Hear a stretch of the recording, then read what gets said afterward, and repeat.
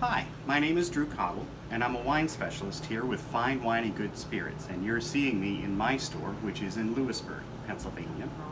I've been asked to answer a number of questions from our social media outlets through Fine Wine and Good Spirits. The first one comes from Hannah Hauptman. What's a unique drink that's always a crowd pleaser?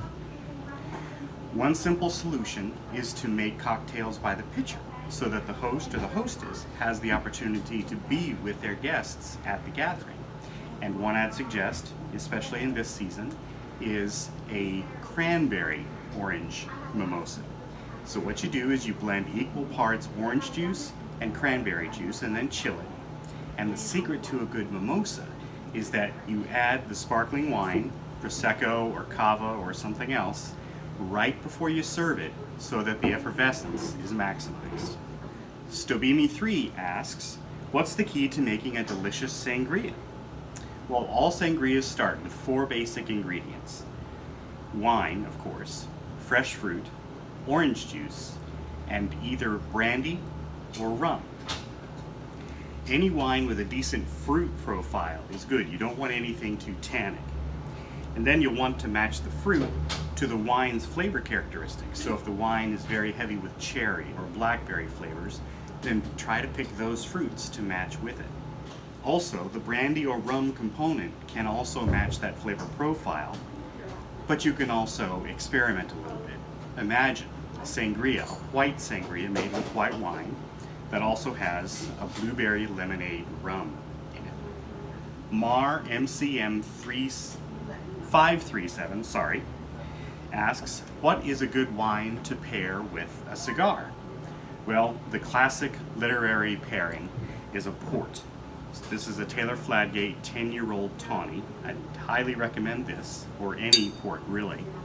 But I have a customer here at the store who talks about smoking his cigars out by his fire pit, contemplating the nature of the universe while drinking dry Spanish reds, like a Mencia or a Rioja. Any one of those would be just fine as well. And he highly recommends it, and he comes in and speaks philosophically, so it's obviously working. Nad Queen Cole asks, what types of food can you eat with white wine and red wine? This is not as easy a question as you'd think. Food pairing is a thing that people write whole books about. But what I would say is if you're trying to pick a food that can go both with reds and with whites, I would recommend heavier whites and lighter reds. For the whites, I would recommend something like a Marsanne, an Albarino, or a Chardonnay. And for the reds, lighter, I would pick a Gamay. The grape is Gamay, the wine is a Beaujolais, or a Pinot Noir.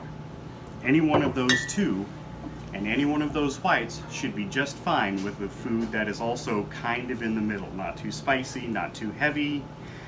All of those things have to kind of be in the middle together for that question to be able to work.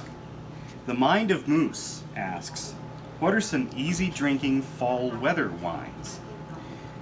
Anything that's easy drinking to me says that it's probably lower in tannin than some other wines, and it leans smoother, therefore. For reds, I again would suggest a Pinot Noir, lighter Washington or California red blends like what you see behind me here, a Beaujolais, or actually a wine called Lemberg, which is German. You can also know it as Blaufränkisch. For whites, for smoother drinking, again, I tend to lean towards rounder mouthed wines like Viognier and Chardonnay, Albarino. But I'd also suggest a Viura from Spain or a Torrontés from Argentina.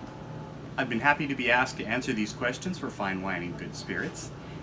And if you have any questions, please contact any one of our media profiles, any one of our social media sites, and deliver a question to us that we can answer. And as always, with any of these choices that you've made, we encourage you to drink responsibly and enjoy responsibly. Thank you.